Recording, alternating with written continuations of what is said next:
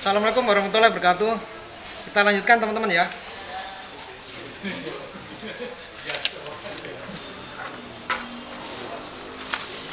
Kali ini saya akan menjawab pertanyaan tentang ekspor sarang walet ke Thailand dan impor telur ayam ataupun telur burung dari Australia.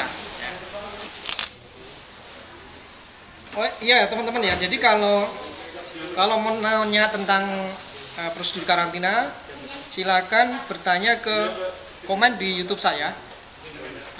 Kalau bisa di YouTube saya terbaru, kemudian pertanyaan apa saja. Pertanyaannya jangan bertanya atau menjawab di pertanyaan atas orang lain. Jadi ada yang orang tanya, kemudian di situ tanya lagi. Nanti biasanya saya tidak mendapat, saya hanya mendapat pemberitahuan YouTube di sini, tetapi di laptop saya nggak akan dapat pemberitahuan. Jadi saya akan kesulitan. Mungkin saya tidak tahu, jadi saya tidak akan menjawab. Jadi kalau bertanya di YouTube saya terbaru atau di YouTube itu, tetapi di pertanyaan awal. Jadi jangan bertanya di atas pertanyaan orang lain ya. Oke. Ini saya baca pertanyaannya. Ini dari Wawan Krom 1 minggu yang lalu. Cara kirim sarang walet ke Thailand, Pak, bagaimana? Ya. Kemudian Wawan Krom juga di video saya yang lain. Kalau cara kirim sarang walet ke Thailand bagaimana, Pak? Ini Wawan Krom lagi ke video saya yang lain. Kalau ekspor ke Thailand bagaimana, Pak? Ya, ini Mas Wawan Krom ini bertanya di 3 video saya yang saya tak langsung dapat pemberitahuan, karena dia bertanya di awal pertanyaan, bukan menjawab atau di bawah pertanyaan orang lain. Atau ada bertanya kemudian di situ replay di atas pertanyaan orang lain ya. Kemudian ada pertanyaan dari Sultan Fatahillah. Selamat malam, Pak. Kalau kirim ke Saudi apa lewat kantor Bapak juga? Apa hanya untuk pengiriman ke Cina saja? Kemudian ini ada pertanyaan tentang impor telur dari Air Hamzah 7 jam yang lalu. Kalau bawa telur fertil dari Australia di bawah 5 butir, apa perlu dokumen khusus dari negara asal? Terima kasih. Kemudian ada pertanyaan dari Saiful Kanan 1 hari yang lalu. Jika kita membawa dalam bentuk telur dari luar negeri, gimana, Pak prosedur karantinanya? Kemudian dari Pilot San, ini sudah lama, tapi saya baru tahu setelah saya lihat satu-satu, ternyata ada pertanyaan nih, karena dia bertanya replay dari pertanyaan orang. Jadi kalau mau mendatangkan telurnya aja bagaimana? Nah, ini mungkin ayam atau burung ya. Kemudian ternyata Mas Saiful Kanan ini sudah tanya ya 11 bulan yang lalu, yang tidak saya jawab karena saya nggak tahu bahwa ada pertanyaan ini ya. Kalau kita membawa telur pada saat kita pulang dari luar negeri, apakah perlu karantina juga, Mas? Karena telur harus sudah masuk mesin netas. Mohon dijawab. Oke ya. Jawab satu-satu tentang ekspor sarang walet ke Thailand ya. Dari Mas Wawan Krom, cara kirim sarang walet ke Thailand bagaimana? Ya sudah, biar saya nggak salah jawab. Jadi karena saya ini bertanggung jawab tentang jawaban saya, karena saya ini masuk tim ini atas surat keputusan kepala balai. Saya tim apa itu? Maaf, sini ini. Saya tim pelaksana pelayanan publik. Jadi saya memang tugasnya menjawab beberapa pertanyaan, menjelaskan apapun tentang impor ekspor, kemudian memberikan solusi, menerangkan bagaimana caranya, dan komunikasi melayani melalui telepon, email, call center, dan media yang lain. Jadi tugas saya, oleh karena itu saya bikin YouTube, saya menjawab pertanyaan. Oke ya, saya lanjutkan ya. Bahwa kegiatan ekspor itu harus sesuai negara tujuannya. Jadi persyaratannya negara tujuan apa? Jadi tidak sesuai keinginan kita. Karena ada pertanyaan, kenapa ekspor kok dipersulit? Tidak mempersulit. Jadi teman-teman karantina itu harus menjaga bahwa produk atau hewan itu sudah dilakukan sesuai permintaan negara tujuan. Karena kalau tidak sesuai, barang atau hewan tersebut bisa dikembalikan lagi ke Indonesia, ditolak ya. Jadi teman-teman karantina itu hanya menjaga atau untuk memudahkan bagaimana pelaksanaan tindakan sesuai negara tujuan yang diinginkan, negara tujuan itu. Jadi tidak mempersulit, bahkan kalau bisa itu ekspor semua tanpa diperiksa karantina, kalau perlu bisa ekspor, tapi ternyata tidak seperti itu. Dan untuk ekspor itu diperlukan sertifikat karantina. Ya, nanti sertifikat itu seperti apa yang saya jelaskan yang lalu, bahwa sertifikat karantina diperlukan pada saat mau upload atau menaikkan barang tersebut ke kapal laut maupun ke pesawat. Kemudian sertifikat karantina ini, dokumen karantina ini diberikan oleh bea cukai. Jadi teman-teman selain hubungin karantina juga harus menghubungi bea cukai, karena ada bea cukai dan karantina di pelabuhan atau bandara.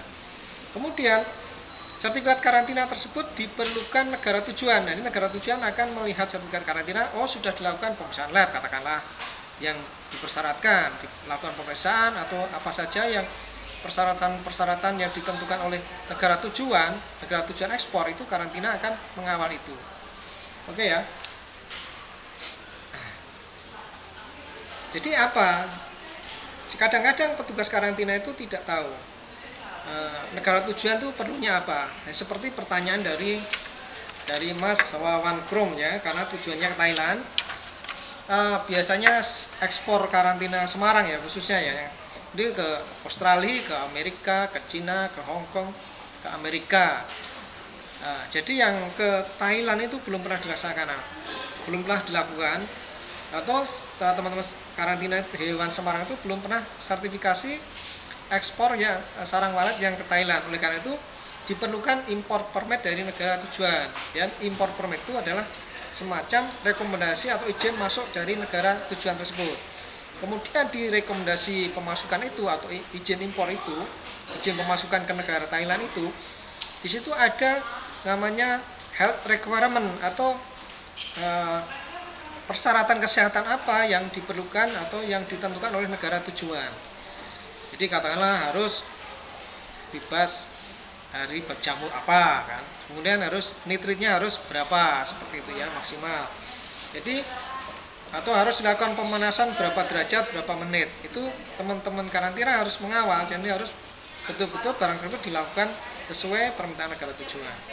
Kemudian selain import permit, teman karantina Semarang perlu SKKH atau surat keterangan kesehatan dari daerah asal. Jadi sebelum karantina sarang burung ini bawa atau diperiksakan ke Dinas Peternakan setempat untuk mendapat SKKH. Gimana caranya?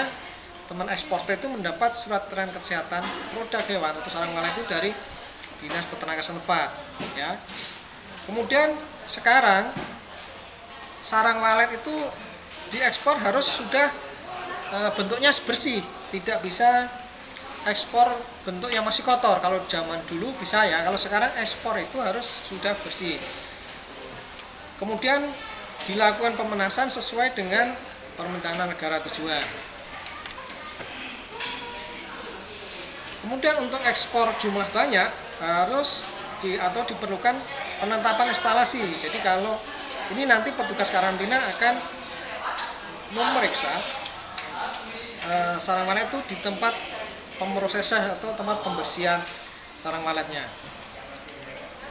Dan kemudian kalau dia memang perlu pemanasan, teman karantina akan memverifikasi atau mengecek atau memeriksa pada saat pemanasannya.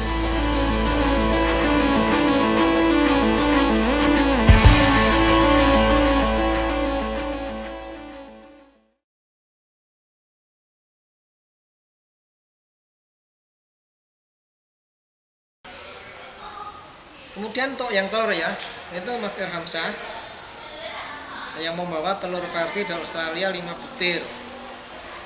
Apa perlu dokumen khusus?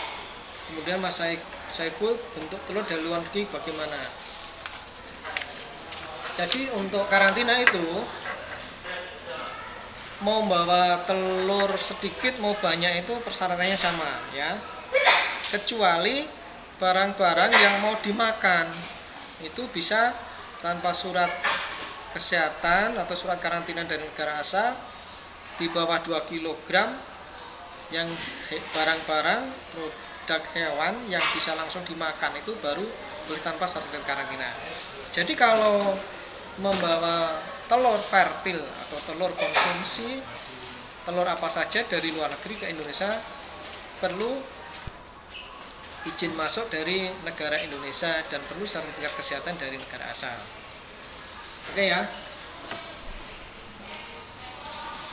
Jadi seperti kalau kita ekspor mengikuti persyaratan negara tujuan, kalau mau impor harus mentaati peraturan negara Indonesia ya.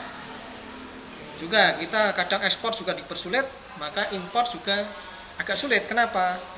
Kalau nanti impor telurnya terlalu banyak, nanti kasihan peternak-peternak Indonesia. Kalau impor daging terlalu banyak, kasihan peternak sapi atau peternak kambing di Indonesia, seperti itu ya. Jadi tidak hanya masalah teknis, ini masalah hubungan antara negara atau G2G, tidak hanya B2B atau business to business, tapi ini adalah government to government ya.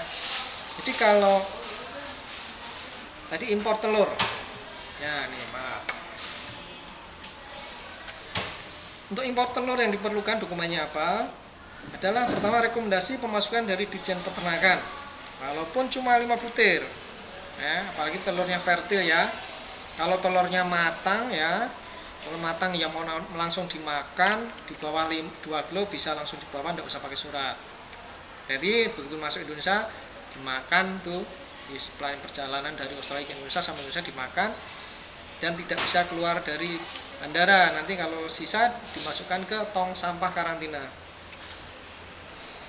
Kemudian pertama adalah rekomendasi yang diperlukan, syaratan rekomendasi pemasukan dari Ditjen Peternakan Kesehatan Hewan di Jakarta. Di situ ada health requirement-nya. Jadi health requirement itu isinya adalah persyaratan kesehatan yang harus dilaksanakan oleh karantina di Australia. Katakan harus bebas flu burung, berarti harus ada labnya bebas flu burung. Kalau harus bebas dari salmonella, florum, maka harus ada surat keterangan atau surat lab bahwa bebas dari salmonella ya. Kemudian untuk di situ ada health requirement-nya. Makanya diperlukan sertifikat kesehatan dari dokter hewan karantina di Australia yang menyatakan bahwa barang tersebut bebas florum, bebas flu burung, itu bisa di dalam surat keterangan laboratorium atau di sertifikatnya sudah dijelaskan bahwa barang atau hewan tersebut bebas sesuai yang dipersyaratkan oleh Indonesia. Kemudian penetapan instalasi karantina hewan dari kepala badan karantina kalau produk telur tersebut jumlahnya banyak ya. Kalau mau impor katakanlah untuk hatchery ya, untuk hatchery maka petugas karantina harus menetapkan instalasi tersebut ditetapkan sebagai instalasi karantina. Jadi petugas karantina nanti datang ke sana untuk melakukan pengamatan. Jadi tindakan karantinanya apa ya? Setelah tadi dokumennya lengkap, tindakan karantinanya adalah memeriksa dokumen persyaratan. Kemudian pemeriksaan organoleptik, dilihat telurnya ini bagaimana sih, tidak bisa dipecah, bisa apa, ada nanti teman-teman karantina punya tekniknya. Pengamatan diinstalasi selama 21 hari. Jadi diamati selama penetasan sampai dia menetas. Begitu menetas, bagaimana hewannya, hasil penetasannya. Kemudian setelah itu selesai 21 hari diberi sertifikat pembebasan. Kemudian biayanya berapa biasanya gitu. Kalau telur bertunas atau fertil ya, untuk impor itu adalah Rp25. Jadi murah sekali biayanya. Ditambah kalau untuk jumlah banyak, ditambah biaya perjalanan dinas dari kantor karantina Semarang ke tempat instalasinya di mana, bisa di Demak, bisa di Jepara, sesuai tempat domisili dari instalasi penetasannya. Seperti itu ya teman-teman ya. Nah kalau jumlah kecil itu yang agak repot ya, kalau ditetapkan karantina kecil, cuma bahwa telur burung 5 ekor, telur burung kenari yang mau ditetaskan sendiri. Waduh, ini agak repot ya. Sesungguhnya di karantina ada semacam inkubator ya, tapi bukan penetasan. Nanti agak repot kalau ini ya. Menetapkan instalasi tidak mungkin karena kan keputusan tentang instalasi teknis itu kan banyak. Terus ada kantornya, ada penetasannya, dinilai penetasannya. Padahal ini hanya mau dititipkan ke telur gitu. Jadi nanti ini pengecualian khusus ya, nanti ada kebijakan. Nah, mungkin nanti di akhir masa penetasannya teman-teman karantina mungkin hanya akan mengecek atau teknisnya bagaimana atau hasil penetasannya dibawa ke karantina gitu ya. Jadi jangan sampai hewan tersebut membawa penyakit yang jadi menular ke seluruh daerah ya. Kemudian ya saya ulangi lagi, setelah ini tadi sudah semua pembayarannya ya, sistem pembayarannya nanti akan setelah kwitansinya keluar berapa yang harus dibayarkan mendapat kode billing dibawa ke ATM atau mesin edisi di kantor, diklik pajak, klik PNBP, masukkan kode billing, kemudian akan keluar kalau memang nanti sudah pas ya siapa yang membayar, jumlahnya berapa pas, klik OK atau transfer, kemudian struknya atau bukti pembayaran dibawa ke karantina untuk mendapat sertifikat karantina untuk membawa keluar atau menyatakan bahwa hewan tersebut sudah bebas dilalu lintaskan atau dibawa kemana saja di seluruh Indonesia untuk digunakan apa saja ya. Itu saja teman-teman ya. Nanti kalau mau bertanya-tanya lebih lanjut bisa tanya lewat di kolom komentar atau bisa tanya langsung ke petugasnya di deskripsi, nanti akan saya kasih nomor-nomor petugas yang bisa dihubungin ya. Oke. Hanya catatan saya bahwa karantina itu bukan jasa pengiriman. Jadi karantina itu saya ulangi adalah jasa sertifikasi kesehatan hewan sebagai syarat untuk melalui lintaskan hewan atau produk hewan. Oke, gitu teman-teman ya. Saya Giono Tesnadi, saya dokter hewan karantina di Semarang. Nah, saya adalah petugas yang kadang bertugas di lapangan dan saya kebanyakan di kantor untuk menjawab beberapa pertanyaan dari komplain atau pertanyaan-pertanyaan teman-teman untuk memperlancar urusan teman-teman yang berhubungan dengan karantina. Oke, moga-moga semua sehat, rezeki lancar, di mana saja dilindungi Allah, dan semoga Indonesia ke depan menjadi lebih baik.